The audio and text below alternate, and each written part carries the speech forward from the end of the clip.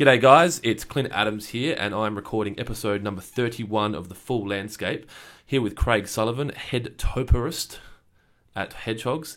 I really enjoyed this chat. It's I think that if you work in the landscape or gardening industry, this interview will probably give you, I guess, either some validation or help you, I guess if you're feeling like maybe that you're on an island and that you feel... I guess, left out because you're treated as a gardener sometimes. Craig reads a really intelligent quote by Michael Bates. Yeah. That I guess put into words how he felt, and hopefully that will help you. There's a few tips in there around, I guess, tools and that kind of thing, but this was a little bit more of a deeper one around landscape design and maintenance. So sit back, relax, and enjoy. Thank you. Y'all ready to turn it up tonight?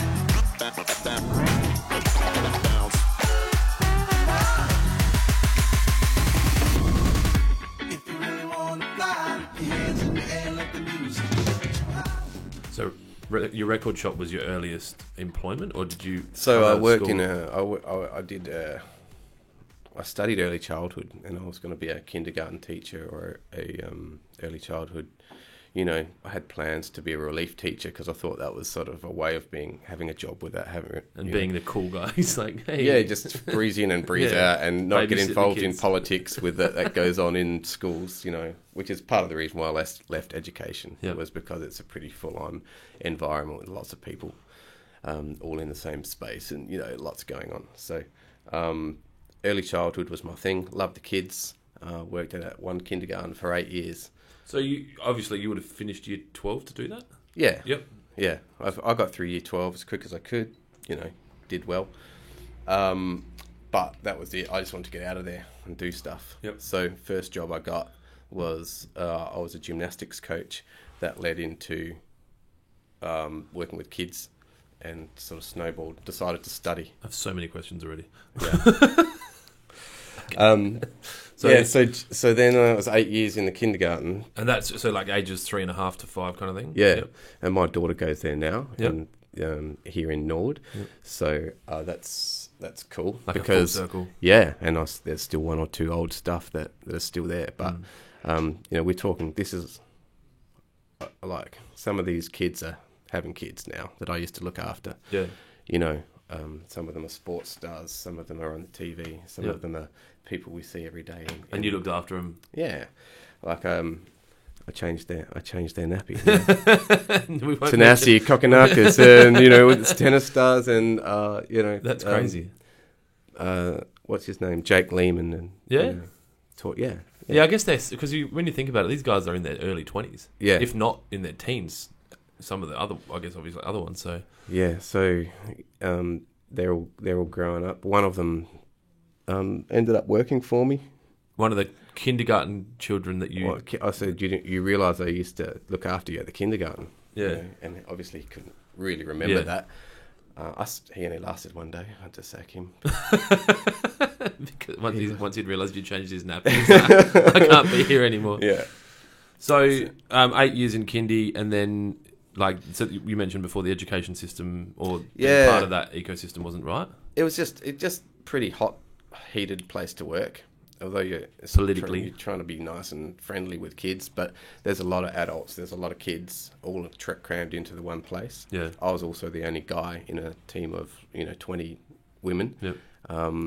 Which, I mean, when you're talking about gender roles, there's no gender equality in childcare. Yeah, I was getting the reverse kind of thing going on. So there was maybe a bit of reverse sexism going on, which was interesting. Yep. But look, I just left. I've had enough. I left. 8 years is still a career, especially in our current time. 8 years is a career for people. Yeah, you can do multiple 8-year careers. Yeah, so that's it. Yeah, so I feel I've done it. I did it well. I liked it for what happened with the kids. Yep. And so I moved on to the easy thing of walking up the street to the record shop. And that's simple. I said, "How you going?" to the guy I used to buy records from, and he's like, "Well, you can start now if you want." So I did. So I pretty much started. I left mid-shift at the kindergarten. Oh, you walked out. I walked out. You were done. Yeah, that's it. it was funny because I used to live over the fence from the kindergarten here in Nord. Yeah. So it's like I quit and went home, but I could still hear what was going on at the kindergarten, you know. And I just walked up the road, said, what am I going to do with myself? And started working in the record shop. Wow. So after, I guess, from a record shop standpoint, no experience in retail. No.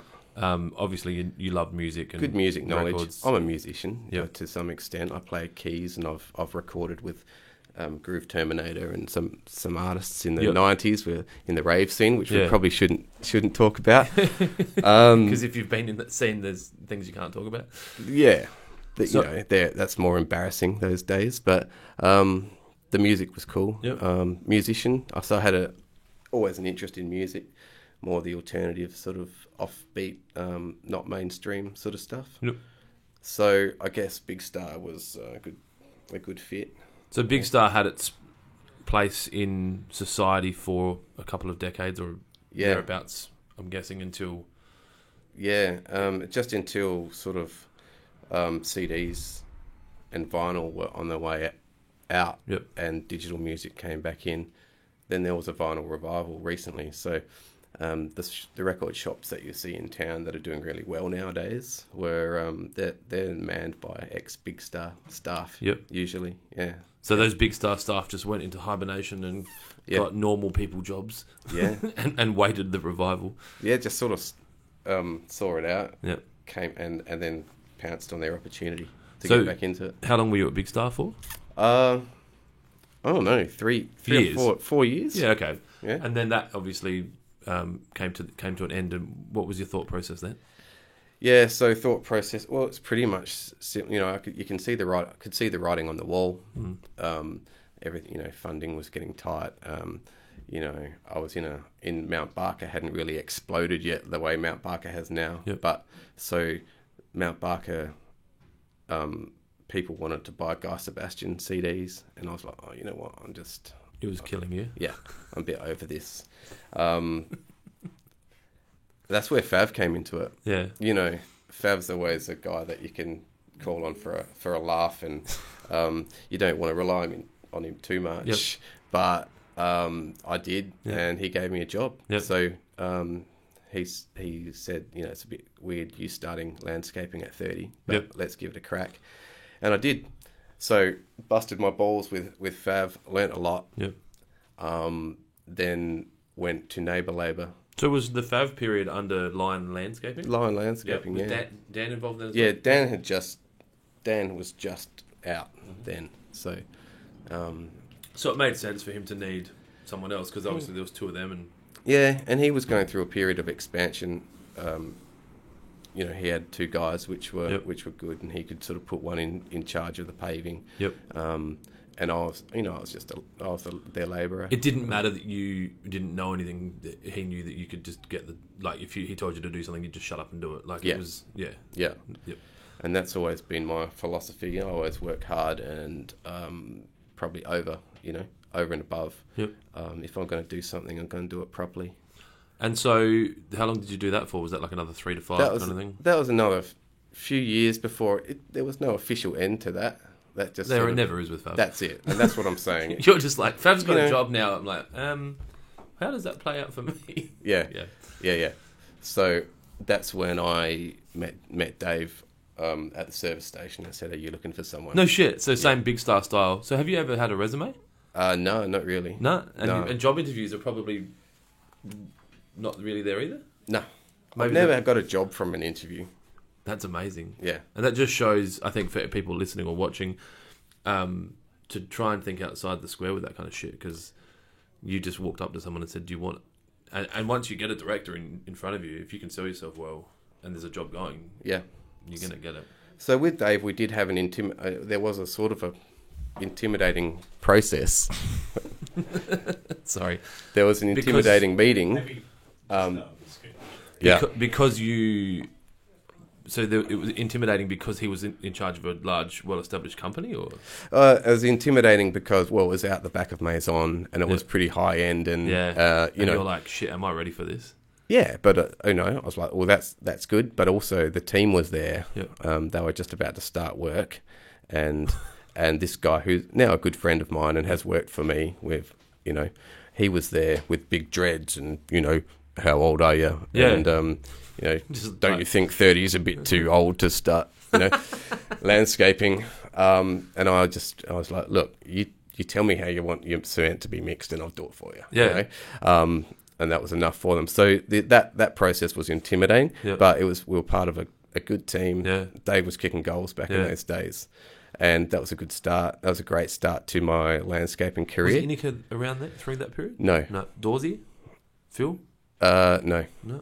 So this is early days. Yossi. Oh, yeah. So Yossi still comes Yossi, Paul, Phil. Well, you know, there are a few others. It took a big turn after Yeah. I left. A few of us sort of went to do other things Just around the different same culturally. time. Yeah, but we did a lot of good stuff, and that's when I started working, you know, noticing designs and good designs. Yep. And Because you were exposed to it. yeah, and I would be the guy to receive the plant orders. Yep. And start placing them out for the designers, you know, and working with designers. So that's when I became interested in plants. So you didn't have a love of plants prior to that? Like, was it, you weren't No. growing up kind of propagating with a grandparent or anything like No. that? Like, it was, that you then found that at 30 plus. Yeah.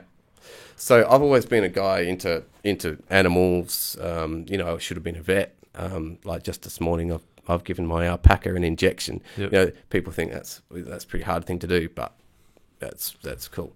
I can catch animals. I'm good with animals, Yep. but plants were never my thing. So I surprised myself with where I've got now, and you know, my passion for plants. And it's really weird because I look at the Karate Kid movies, and I used to like those movies for the the fight scenes or whatever. I would you know? I would have watched The Karate Kid in double figures, all of Yeah. So now I'm pausing it to look at the bonsai in the background and go, oh my, you know, Now I get like this Yeah. subliminal Look at- bonsai. look at that set. You know, I really look at that kind of stuff now. And that's the way I look at gardens now too, like a set. Everything needs to be placed properly, and it's visually it's visually appealing and feels good. I feel like there's this artistic connection between the music and the records and the plants and the design, and like it feels like you're a very artistic person. Yeah, I'm a visual person. Going back to study landscape design was really, really hard because it's more I had to do Because things. it's theoretical. Yeah. Yeah. Whereas, yeah, I have a vision and I can see what needs to be done and to make it look good. Yep. And that's the way I work. Would it be fair to say you could do a landscape design without drawing it? Like, as in, if someone gave you full, here's $50,000, $100,000, Yeah. do my backyard, Yeah. whatever you think's right for us. Yeah. That would be, Yeah. because then you're just building it as you go, and it's up here. And Yeah, my designs very rarely get past the concept stage. It's like just do it, Craig. I do a nice drawing and I'll get it visually, you know, and I'll give them cues as to what it's going to look like and materials. Yeah, but as far as 3D representation of fly-throughs, it rarely has to get to that stage. do you? So you went back. When you said you went back to study, so you'd finished your early childhood study. That was the last study. Yeah. And then, so what did you go into? Was it what design course did you do? So that was at TAFE here. So you can just go. You'll Pam pre-qualify Hall. for that. Like it's all good. You just rock up and.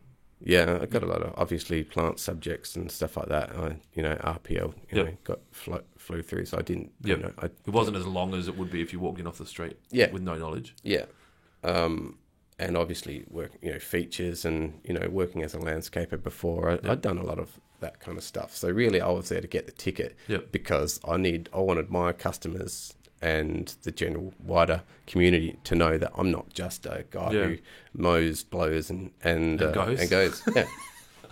Yeah.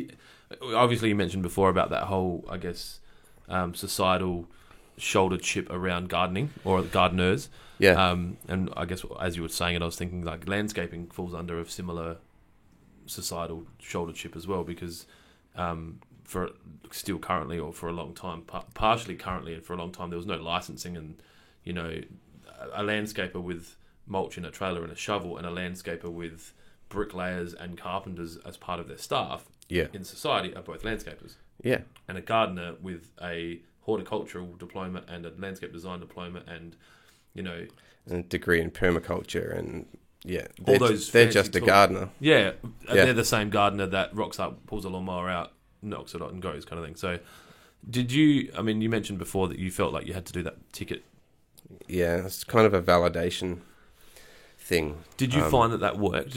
Were you getting... Or did anyone really give a shit? Or was it more your work was doing the talking? Because I think that's probably more where... Yeah, it was for me, really. It was... that's all that matters. It was...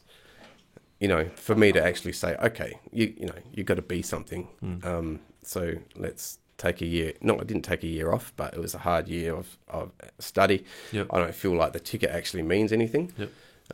But it was a good process to go through, and I can say I've done it, and therefore I feel like I'm maybe a little bit more part of the landscaping, design, etc. community than just the guy who does hedges or Fancy cones. Yeah. Do you have a design style? Like, would you be able to pigeonhole yourself? Yeah, I do like a particular style, but as a gardener, there's new gardens and there's existing gardens that you're revamping. So you always have to see through a garden and work out what style is already there. Yep. If it's a new garden, I guess I'm leaning more towards the Zen, modern Japanese, something like that. Have you spent time in Japan? Yeah, Yep. I went to Japan last year. That was a fly fishing holiday. Yep. With a mate in Hokkaido who works up there. Sounds horrible. Yeah, and so we fly fished our way around for a week or so, and then I'd been in contact with Shinya and Fumio, the local Adelaide Japanese guys. Yep. Had a lot to do with the Himeji Gardens, Yep.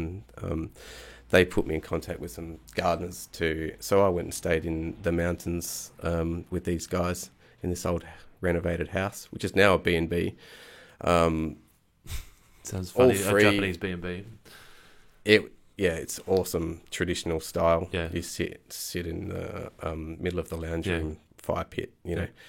and they showed me some incredible gardens, incredible, private gardens. And built aged, by I'm assuming aged gardens as well. Yeah, but also modern gardens, but a modern garden designer who just makes it look like these rocks and water have been here for years. You Yeah. know, it's the bringing the mountains inside. Yep. So I got to see a lot of cool stuff, a lot of temple gardens, which people don't get to see. They're Yeah. not open to the public. A bonsai master, one of the 5 best in the world. Private collection, just sitting around having the tea, the So green tea, and How does that make you feel? Like, I'm imagining the emotions of... it was it was amazing, very humbling, and I went in there. Basically, I put myself out of my comfort zone. I can't speak Japanese. I was lucky that these guys spent time in America. So The whole country speaks English. They'd like you to try. yeah, yeah, which I did badly, but I got my way through, and I got a lot out of it. And I don't put myself in the category. Doing it, I don't do a Japanese garden. I'm not Japanese, and there's a whole world of philosophy and whatever that goes behind those gardens. It's more about a feeling for me. So And- it would be disrespectful to call it a Japanese garden if you designed If I did it? It's more Japanese inspired than Japanese. Definitely Japanese, inspired, yeah. Yep. And it's like more about the feeling. So if someone says to me, I want it to be a tranquil space, or if I want a Japanese garden, or I can say, well, I'm not going to do a Japanese. I'm not going to place those stones in Yep. particular, Because you don't really truly understand the depth of that. No. Yep. And why should I, We haven't spent that 2 decades mastering something. Mastery in Japan is a completely different thing Yeah. than mastering things anywhere else. And the same as my cloud pruning. I do a Japanese style, like Niwaki, and I'm really into that, and creating a more windswept, look, Yep. which I'm working on at my nursery at home. Got a lot of that growing to use as feature plants in my designs Yep. and whatever. But I'm not the Japanese gardener who is thinning the needles, perfectly and meticulously spending a day on one tree, Yeah. So What I got from Japan was that I'm out of my depth here, but it sort of encouraged me to keep doing what I'm doing, and using that style and inspiration. Yeah, It's so good that they were so welcoming. I mean, I lived there for 12 months when I was in year 11, so I didn't experience it as an adult business person, father, that kind of thing. But the acceptance, the culture of acceptance of anyone, and except there's a few races that they're not massive fans of, but that's not a general rule. But they were so kind, and I can imagine how welcoming they would have been, and not the guilt, but you're just like, you don't need to do all this. Like, yeah. I just want to look at the trees, and they're like, drink this tea, sit down, meet this guy. Here's some food that the grandma made. She's brought it over. All that stuff, which will happen. Yeah, it's so cool. Yeah. And it's easy for me to see it because I've seen it. Mm-hmm. When you're talking about the house in the mountains, and like I lived with a host family, and the grandma still lived in the mountains, and they'd go mushroom hunting. There's mushrooms that are worth like hundreds of dollars a kilo. Yeah. So they'd naturally grow in the mountains. And she lived at the base of these mountains, and they'd go there and find the mushrooms, and it was just ridiculous. Like, yeah, like my concept of Japan is. Yeah, it's totally different now. Yeah. And there's a big natural winemaking scene going on up near me in the hills, Basket Range, and all around where I was in Yamanashi Prefecture. That's what they've been making that for forever. Yep. It's all natural wine, and that style is like it's how we make wine. So do you have property like a decent block or? Yeah, I got 20 acres. No shit, so a real decent block. Have you got water? Yeah, we've got a dam and a bore. Yeah, so you're like not laughing, but you're laughing. So I've got an acre of vineyard, which I've just handballed to a natural winemaker, who is making some really good wine. So they'll look after that under contract for you. Yeah, we just let him. It's just a deal. We just let him have it. Yeah, yeah, something I don't have to look after now. And then here you get some wine back. Yeah, perfect. Yeah, and it's good wine. It's very community, isn't it? Yeah, like you look after the grapes, you make some money selling them. I get some wine back. Yeah. Yeah, it's not about... It's maintained. It's certainly, I want his business to go well, yep. but he's doing me a favour by looking after it. I don't have the time. Yep. I've got the lemon grove to look after as well. No shit, which we make so we pick lemons, we make a bit of money from that, just pocket money. How old are the lemon trees? Well, there's about 100 of them, and I guess they're about 10, 15 years old. And do they need to be a certain age to yield? No, fruit? they're fruit all so the lemon time. year 1, year 2, it's fruiting? Yeah. Yep. Look, we bought the property with, I imagine they'd been there for 7 years. Yep. And we've been there for 8 years or so. So they were fruiting by the time over-fruiting, but everything was out of control. So we had to prune it back. And how's lemons? Is there? And I don't even know if anyone even cares that's watching, but Yeah. I'm now interested. Like, when you get a bulk lot of lemons, where do you go? Like, do you have to try and pick them in time, or you just get a whole bunch of lemons and sell them? I rang the previous owner of the property and said, I hate to ask this, but what do you do? Why lemons? What do you do with them? He didn't actually do much with them. I think he put a few buckets up at the local community. Yep. 50 help cents. Help yourself to lemons.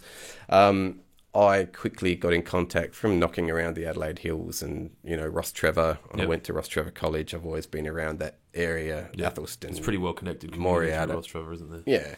So Smith Gully Orchards, plus I met him at the pub up at Norton Summit. Yep.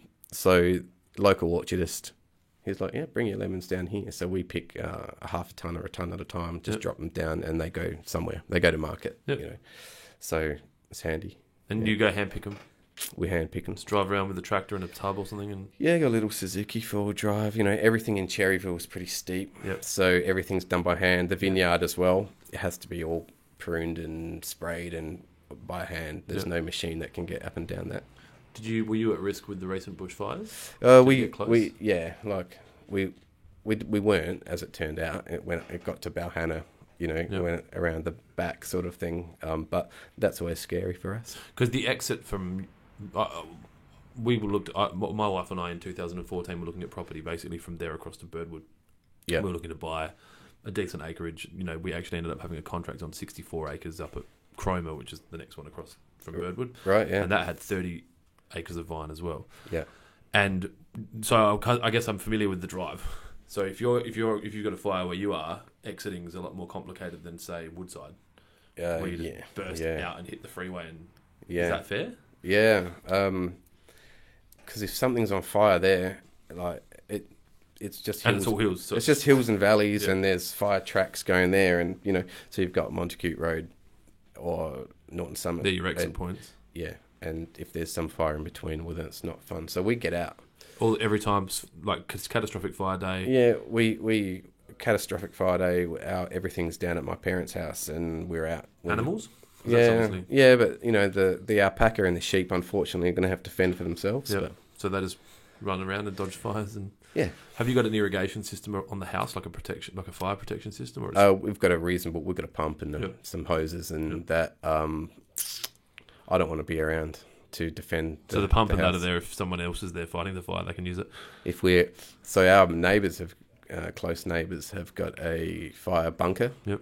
So if we get caught, we You can go run there. over there, yeah. And I guess once the fire's passed, we can come out and mop up, Yeah. like put whatever. But The that's- fire bunker scares me, man, because I thought about it. Like because obviously I've got access to unlimited irrigation in a way, Yeah, and if we had bought that place, there was a lot of vines. So our house the house we bought. The house was in the middle, and there wasn't a lot of grass. Like there was grass, so there was paddocks. The back half was just grazing, and then the rest of it was vines. yeah, So that could burn, but I think that we would have been. There was there was a national park next door, so that would have been crazy. yeah, When these fires were on recently, I was looking at that, and the map, I think it was just it burnt around the property we nearly bought. So it was Right. we would have been going through that. yeah. So anyway, I was like, I'd have sprinklers everywhere, like 200,000 litres of water just all over the house. But the bunker was something that I thought about, and I'm like, there'd be nothing worse than going into the bunker and it not working. Yeah. Like that would be my fear. Scary little tomb. Yeah. Yeah. So, it's one of the questions that I had on my mind was like, if you weren't doing what you were doing, what would you be doing? And it's like you've almost answered it, like Yeah. 3 times. Like I've got here, obviously working in a record shop. The gymnastics thing made me chuckle a bit. Like I Yeah. wanted to, I guess, ask: were you gymnastics trained, or was it very much? Yeah, Yep. we used to do gymnastics. Yeah. Yeah. I was more like I did play footy, but like I guess it's more an individual sport, I Yep. guess, and it's a challenge. And gymnastics was my thing. No shit. Like Yeah. spinning and Yeah. rings and. Yeah, all that stuff. Is there any video of this anywhere? Because I did it up through my teens, then it became a bit more relaxed and social gymnastics, and Yep. then I'm too old for this. I just want to see how good you are. I can still walk on my hands, but I'm not going to show you. No, that's But- cool. This room's probably not suitable. Can you do No. like those spins and flips and? Well, I'd probably really hurt yeah, myself now. but at some point you could. yeah, That's pretty cool. yeah. And the vet. Yeah, I should have been a vet. Yep. Yeah. So I did work experience on a sheep station. I did work experience with a country vet, artificial insemination and all sorts of stuff.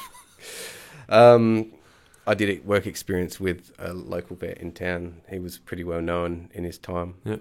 Um, So this is in high school times? Or, yeah. Yep. So you that had was to when choose time to decide what you want to do. those 2 weeks of work experience every Yeah. year 11 and year 12, whatever. Yeah, it was. so I did actually a bit more than that. Did my own work experience outside of work experience. Yep. Because I was interested in it. Like I said, I spent a long time on a sheep station. Yep. I wanted to be a jackaroo, or I wanted to have... So you didn't want to be a city vet? No. So I wanted to be a jackaroo. I wanted to ride horses. Yep. I grew up in the Adelaide Hills riding horses and yarding sheep and cattle work and that kind of stuff. But then you get to that period when you're a teenager and teen angst, and I want to be an awkward punk, and that took over. And so you were playing music through that period then? Yeah, And that moved it, so what kind of took you away from like potentially vetting and just... yeah. I guess being a teenager and growing up and having fun and pubs and music Yep. took over, and that social exploration. It's fun times. And then it was time to get serious again. Now you have to be an adult. Yeah. Yeah. So I guess the business now is, well, I guess we talked about it before. So maintenance, design, and installation. Yeah. What would be that percentage split like? So you're probably looking at 90% maintenance. Yep. I do 3 or 4 design and installs a year. Is that just from people that know you and they're like, "Hey, I'd like you to do. We've just bought another place," or Yeah, I've seen your stuff.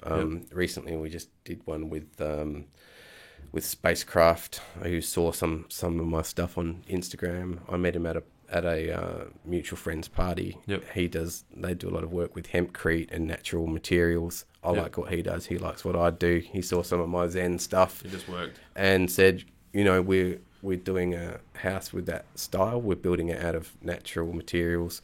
We're doing with using some traditional Japanese techniques as well as hempcrete and other stuff. From a construction standpoint. Yeah. So he was doing charred cypress cladding, which is burning. Yeah. Like with a blowtorch. Yeah. I reckon I saw that on a documentary. Yeah. So, associations like that, or people who have seen my work, or people who like what I do, or that's where the design stuff comes in. So I tend to be designing things that I'm interested in, or that are part of my what I do. I wouldn't say I'm the new build, unless the where you've got to strip down the driveway 500 wide, and Plenty of guys can do that. You can put a hedge there. Yeah, let's plant stuff there. Yeah. Let's just plant more Fill trees. it up. Fill up the holes. Yeah. Do you feel like there's, education gaps for you now? Like, is there stuff? Have you got some unfinished business with regards to potential travel to Japan or other cultures? Like, yeah. Can you expand on or tell us a bit about that?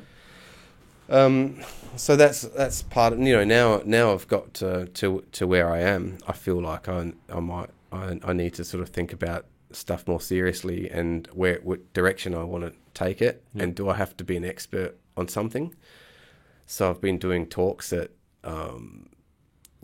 people ask me to do talks at garden clubs and things like that, and I question, am I actually the guy to be here? That's imposter syndrome. You are the person to be there because you're doing it. Yeah. And so I guess it's a constant validation, and I guess knowledge is power, and being a gardener, your work's never finished, and your learning's never finished. So I guess I just strive to know as much as I can, pay attention to the seasons and plants, and take it all in and use that knowledge accordingly. As far as study goes, Not in a room. no, don't think so. But if someone if there was an opportunity to work with a Japanese bonsai master for a month or something, Yeah. you're on a plane. Yeah. Yeah. Yeah, for sure. Yeah. I find it hard to teach people what I see in things and the way I do things. But if someone's willing to teach me some secrets, or give me a leg up, yeah. You're going to stand there and shut up and slowly. Yeah.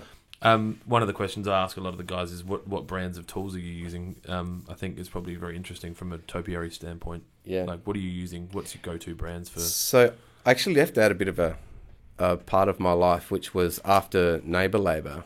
Okay. I started working with Peter Stubbs. Yep. And he's a well-known designer, and he comes in here. Yeah, Stubbsy. So, that's when I started doing the topiary, and that's when I started getting interested in that kind of stuff as well. Is that his? I'm not familiar with his garden style. He's if you like Paul Bangay, I guess Stubbsy's of that style. Yep. And everything we did was with hand shears. We did a lot of obviously hedge trimming as well, but as in. Yeah. Yep. And I got good at that, and that's how I do a lot of stuff now. Even people look at me doing really long hedges, and I'll do the sides with the machine, but I always do the top by hands, and the finishing off and the profiling. And so Barco Professional hand shears, Yep. they're big, heavy, tough. They're industry standard in France. Yep. For the topiarists. And the parterre gardens and stuff like that. Yep. So that's the only shears I can use. So I stand by them. The only shears you can use, that's just in you now. I can't use anything else. Yeah. If I have something else in my hand, it just feels wrong, and I'll make Barco mistakes. were looking for a sponsorship deal. This is the time. Yeah, yeah. I was speaking to the rep recently, actually, Yeah. and I told him that it's the only stuff that I will use, and there's actually a big following, and he didn't actually realise how many people, rely on that product. Yeah. I told him to stop messing around with the middle range stuff, Yep. and that there's only one pair of shears, for me anyway. And I know a lot of other people just use them as well. Yeah. Why? Like, we live in such a digital world, and everything's motorized. And Yeah. is there a genuine benefit to you using hand shears, or is it just kind of like you wanting to play records? Yeah, it's a little bit like that, but I can't afford to be slow at it. I have to be good at it. Yep. If my guys aren't as quick as me, it's like get the machine out. Yep. But leave the top for me to do. What's the difference? Okay, so it's about ripping and tearing. Yep. You know, machines rip and 'Cause tear. they're going like Yeah, and clean, sharp shears. Yep. You can also, as you're going, throw the stuff off the top, you know, a little bit, get rid of the rubbish a bit better, and you can get better, chamfers and profiles, and just make it look a whole lot. So plant health as much as plant. as quality of finish. Yeah. I'd say it's more about quality of finish. Yep. But also, on a day, I might get out the hand shears, but I'd definitely leave this machine out of it, Yep. the equation altogether. You can take a little bit off, There's less chance of making a mistake. Yeah, that as well. For I guess for a younger or a less experienced hedger. Yeah. But you need to be quick at it, and that's where working for Stubbsy, you can't spend 3 hours on one little hedge. Yep. So it's a matter of get quick and get good. Yep. And yeah, that's where I am now. It's but when you're working with spirals and shapes, I do know people who do it with a machine, but that's like You cringe. yeah, that's not how you do it. You don't want all that browning off. You can't, sometimes it's, and this is a classic Stubbsy saying, it's about what you don't take off. Yep. Sometimes it's what you leave on that counts. Yep. And you've got that control with hand shears. Yeah. That makes sense. It sounds very like a Japanese master. Kinda, It's like don't take too much off kind of thing. Yeah. So moving forward, I guess, is it you just keep doing what you're doing? Like, are you enjoying? Yeah. So topiary? I enjoy that. I enjoy being, the guy who. There's a few places now where I'm the second gardener, and I just come in and look after the topiary. Okay, so they'll have someone who takes care of the lawns and mulch and whatever else. And basic bot hedging and Yep. so I come in and there's two things that I find that I'm being used for now is the plant health and garden health. Yep. Health regime, which I implement, and looking after the topiary, reshaping. There's a big project I've been doing in Springfield, which big feature spirals Yep. that over the last 4 or something years, I've turned from spindly little bandy looking horrible things to big fat lush, joining bands together. Yep. It's taken quite a lot of foresight and How does that come up? Like, what they just say? well, they say come and "Hey, have a dude, look at my you got 5 spirals. years, just I say, look, you can either pull them out or you can give me. It's going to be about growing these together. I can see it. It's going to be hard. You're going to have to, stand, wait for a while. Yep. But usually after the first trim, they can see progress, and then it goes from there. I think there's some beauty in the fact that it can take 5 years. There is, yeah. It can also be heartbreaking if it's not recognised, or if they're halfway through that. It's like, hey, we've sold the house. The new people, yeah, you're out. So because you do invest time and effort and vision, and it's not just it is artistic, but it's also you're taking a risk by doing it, by getting it started, and to see that handed on to someone else can be Because heartbreaking. with painting a canvas, you can go into a studio. It could take you 2 years to finish a painting if that's what it did, but it's safe. Yeah, It's not exposed to the sun, bushfires, disease, humans, children. Well, children maybe in the painting, but it's funny you say that because the gardener did set fire to these spirals. He was using a weeding tool like the blow torches. Yeah, we sell them if anyone's interested. and Probably not the best ad for it. accidentally set fire to the hedge, Oh which my in God. turn set fire to the spirals. So that was 2-year setback, I think. But they survived. They survived. Yeah. It's They're conifers resilient, survive aren't they? fire quite well. So that was the other thing, telling the customers, hang on, let's just don't cut all that dead stuff off. Yep. See what happens. So They called you straight away? Yeah. Well, Quick enough. They let me know. Yeah. There's been your babies have been That's burnt. devastating. Yeah. When you came in, we obviously talked a bit off camera. I'm not sure if Trent caught it, but you mentioned there was a quote in this book that was really important to you that you wanted to Yeah. talk about.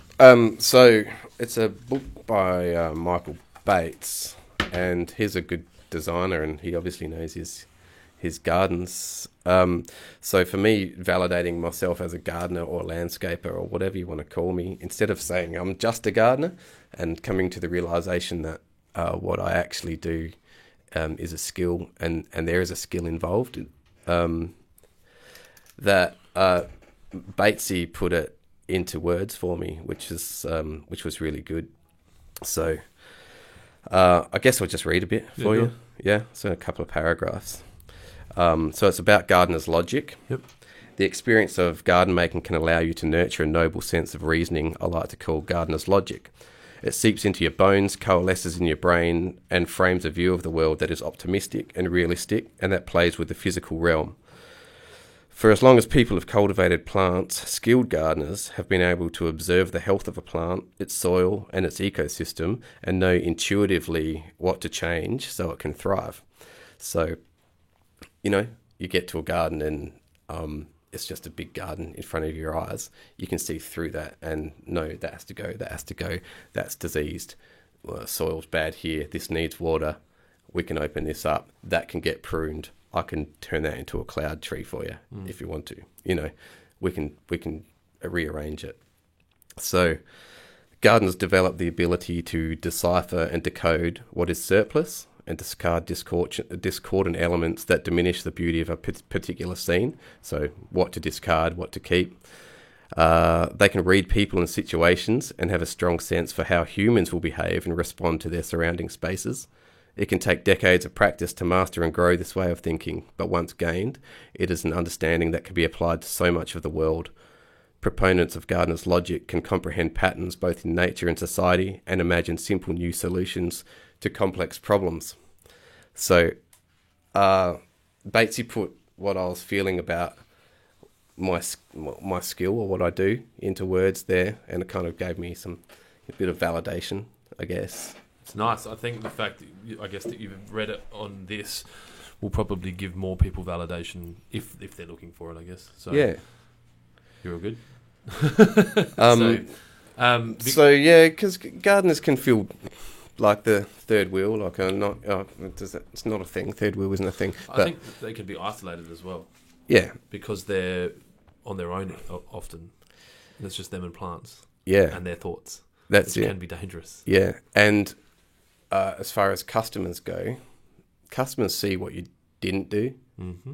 They don't see what you did do. Yep. And a lot of stuff is quite that goes on behind the scenes in gardens to do with soil, foliar sprays, weeding, cultivating. Yep.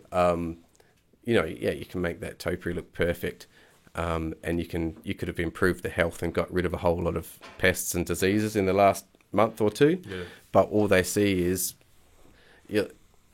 next time, can you clean up those leaves in the corner? Yeah. Because that really pisses me off, I spoke to a golf course superintendent yesterday about a tournament preparation, and I said, is it all ready? And he's like, yeah, it's ready. It's now just the things that people will notice if we don't do.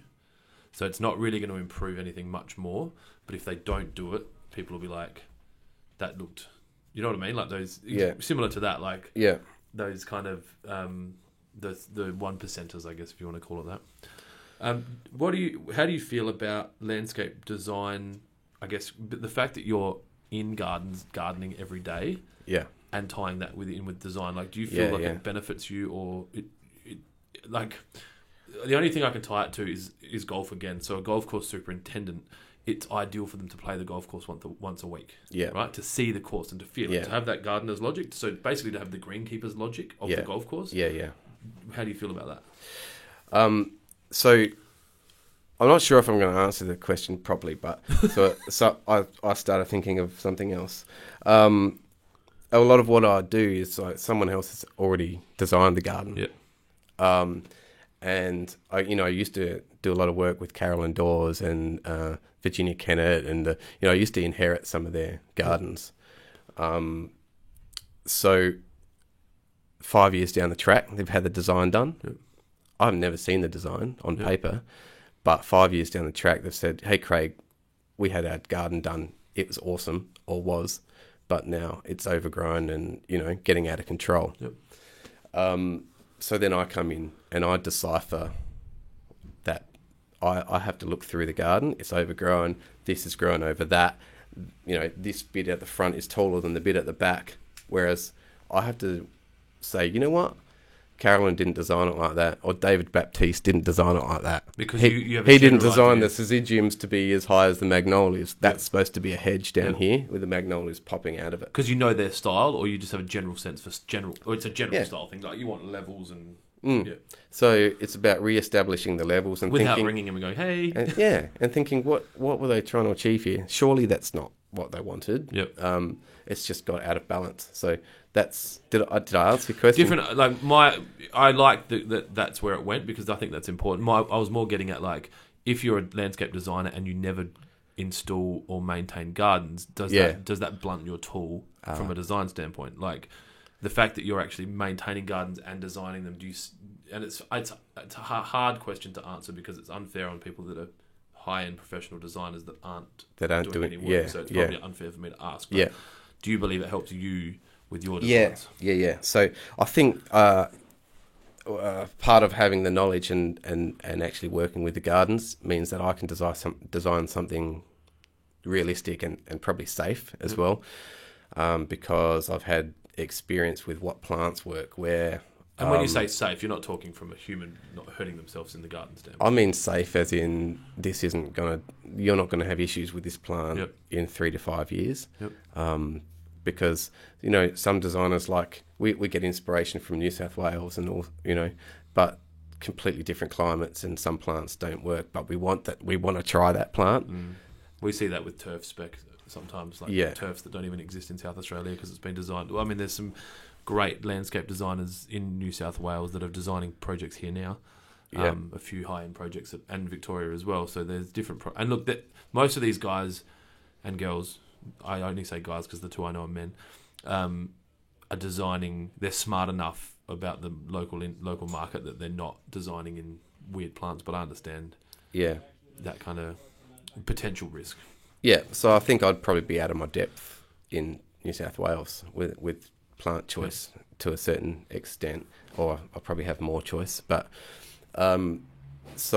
designing I can be a bit safer. I know the hills. I know the plains. We've spent enough time. We've got all these different. You've got the coastal environment. We've got all these different environments which, as you work in the gardens, you know what works where.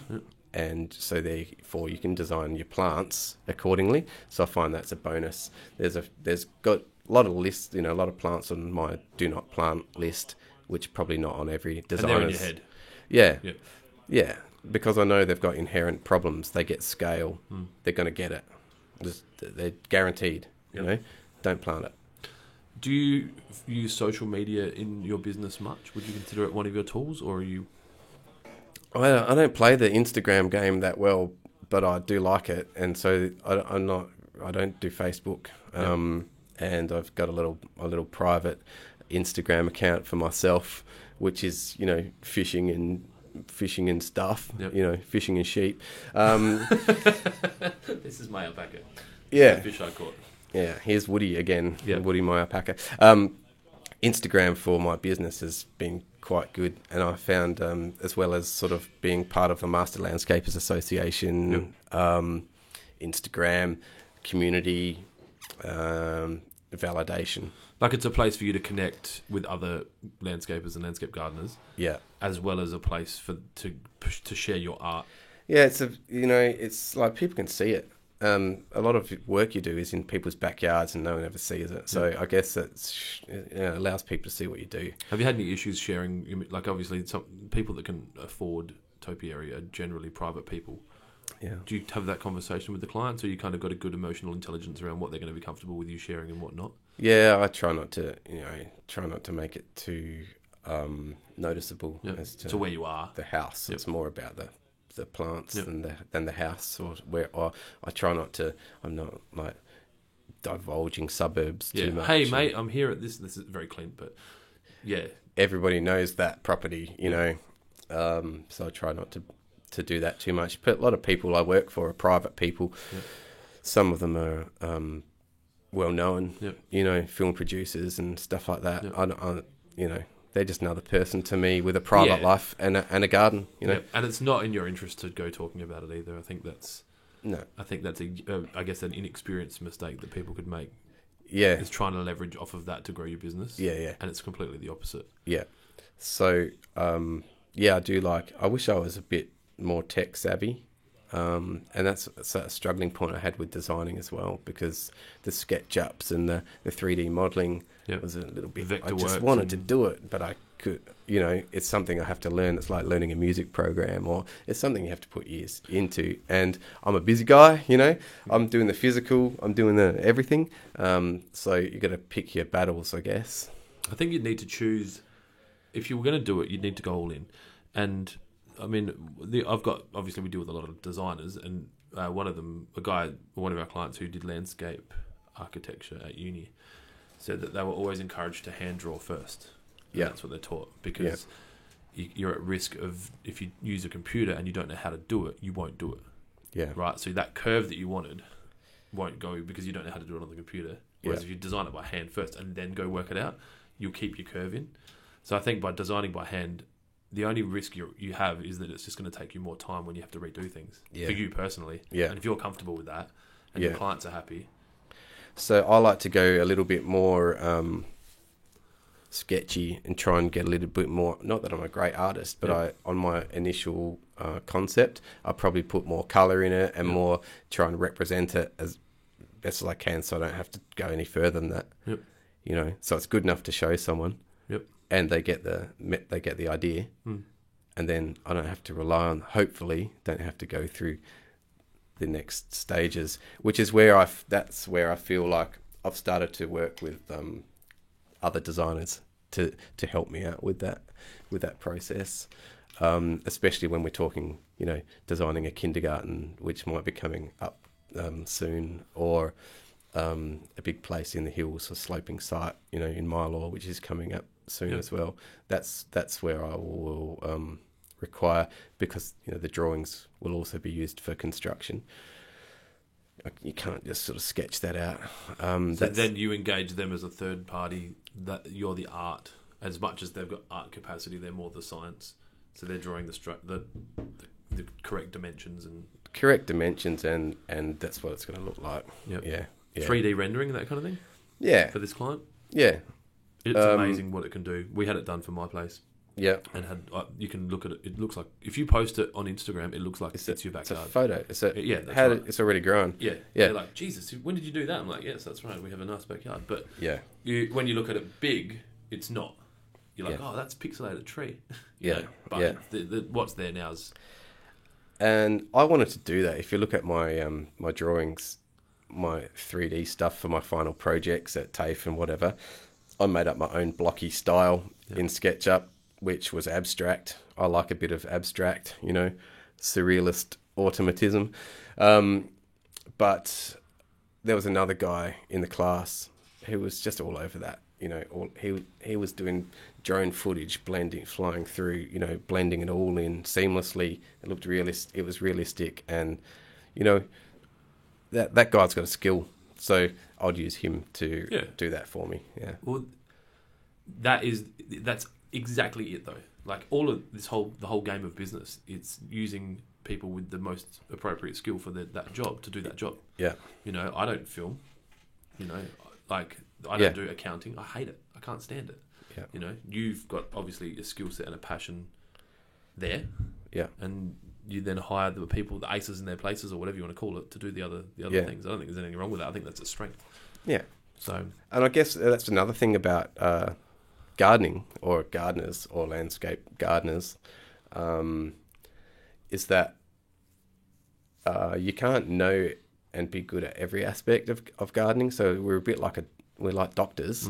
We've You got specialise. we specialise. Yeah, you have to have a good broad general knowledge, but then you know, the one doctor's not. Here's the skin guy, and the other one's the heart guy. Yep. So I like to think that there are other gardeners who I could call on to do stuff, you know, with, Whether it be or like a relocation specialist or a disease specialist or a... someone I can, you know, the tree guy, you know, to prune it properly, to get Yep. some shape into it, or for health, or, you know, there's certain arborists you'd use Yep. to, you know, you get your guy who's really good at removing a tree and stump grinding it Yep. and does it neatly and doesn't Yep. leave any mess.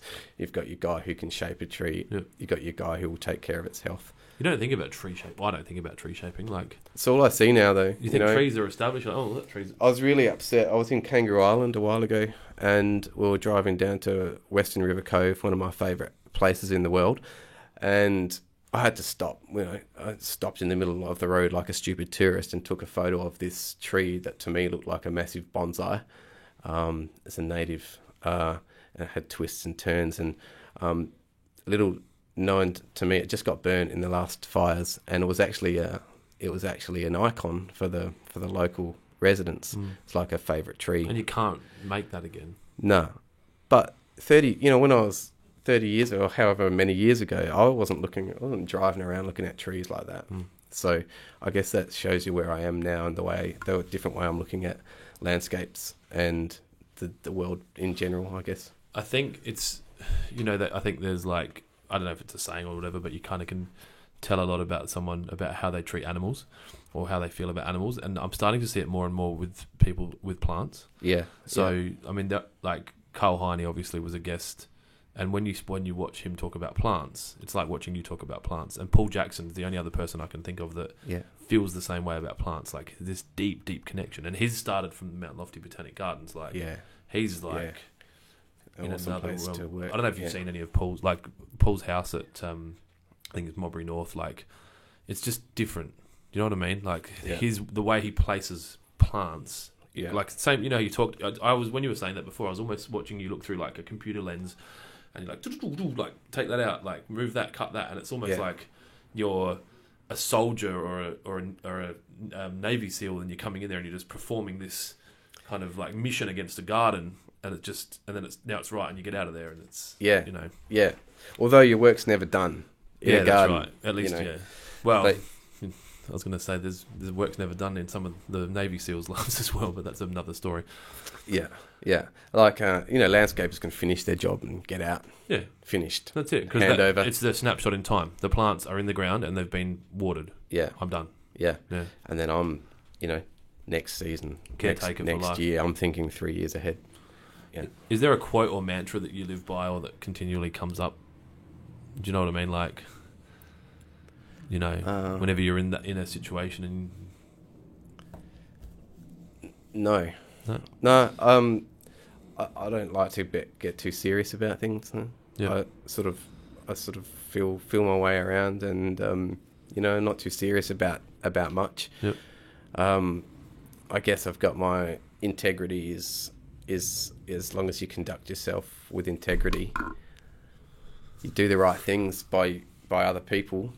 You know, there's no ripping off. You don't even think like that. Like, it's not about money. It's not about how much bit more can I get. So integrity, I guess, I will always. And if someone questions my integrity, then that hurts. That fire you up a bit. That fires me up. Yeah. And a lot of people in our trades are met with contempt, and you've got this. You know, oh, you're a landscaper, you're probably going to try and rip me off. So they're already trying to counteract that by busting your balls from the start, or, you know, treating you like you're going to rip them off. It's sad because they're putting judgment on someone. And it's funny because we were talking about this yesterday, about how, I guess, as a human, you can judge someone and you haven't even spoken to them. And that's something that person needs to deal with. But the reality is you do too, because you're the one being judged. Yeah. And it's unfortunate. I think in time, especially with the Landscape Association starting to kind of lobby for the I guess, respect or the fairness of the trade, it should change. Yeah. Hopefully in your time. Yeah. Well, hopefully, being recognised as an industry that has esteem and conducts itself with integrity. The unfortunate reality is in all trades and all societies and all religions and all races, there are going to be people that don't. Yeah. Well, that they in their mind they might have integrity, but it's not in line with society's average of integrity. Yeah. Yeah. I mean, that's human nature. But on the whole, I feel like the industry and certainly the people I know, I've had a few landscapers up at my house recently to do jobs that I haven't been getting done myself. Yep. And I just think, you know what, you're Mitch from Sand and Stone. You're a nice guy. You do a good job. Yep. That's what it's all about. Those kind of people, and I feel like Adelaide's got a lot of them, a lot of good people doing a good job. I think that the landscape industry. I mean, I've been involved in the landscape industry for 12 to 15 years, depending on selling sand and metal as a 20 whatever year old, and there's I think, and social media's probably got a lot to do with this as much as anything else. Companies like ours doing social events and that kind of thing and barbecues helps. But there's more connectivity between the trades than there ever has been. And obviously there's outliers who kind of just live on an island and do their own thing. I don't even know if you consider yourself one of those those hermits or the... Yeah. I have respect for those guys. Yeah. Yeah. Who don't need the validation. They just do their thing. Yeah. Yeah. But I think it's better than it's ever been, and I think if even if it's not a memorandum of understanding between them, but if they're all working together to try and maintain a certain level of ethics and values as an industry, and then I guess to not undermine each other, almost to have this unwritten rule, like if someone comes and says, "Can you come and comment on this backyard?" They're like, "Look, yeah, no, yeah, not my thing." I think that'll just keep lifting it. Yeah, and I feel like that's that is where the industry is at. It's in a good place where everyone's sort of got each other's back. Yep. I think it is, and it's another 80-20 rule, because 80% of the industry have each other's back, and then it's like anything. You're always going to have those people that don't, and that's fine, and they'll live their life, and everyone else lives theirs. Yeah. If you were to give advice to someone in their, I guess, starting out in their career, around what you do, if they were like, I want to be you when I'm 40, I'll say 40. Yeah, yeah. What advice would you give to them? So hone your skills, take in as much information as you can. Don't be cocky, but at the same time, be confident. And so I guess I've undersold myself for a long time, and I'm just coming to the realization that that was a silly thing to do, and it doesn't do your reputation any good, because you become the guy that does a good job for cheap, and it doesn't help you out. So I'd say value yourself, learn as much as you can. Don't be cocky, don't be arrogant, but play your cards right as far as business is concerned, which I've certainly got a lot of learning to do there. And always, if you're talking gardens, and this is the good thing about Instagram, it's like I want everything I do, I want to be able to take a photo of it at the end of the day and show someone what I've done. So aim for perfection all the time. Yep. Yeah. I have nothing else, so thank you so much for coming in. Yeah, thanks for having me. Really enjoyable chat. Cheers. And if everyone listening, I guess if you want to know anything more about what Craig's doing and what he's up to, check out his Instagram. Otherwise, have a great day. Peace.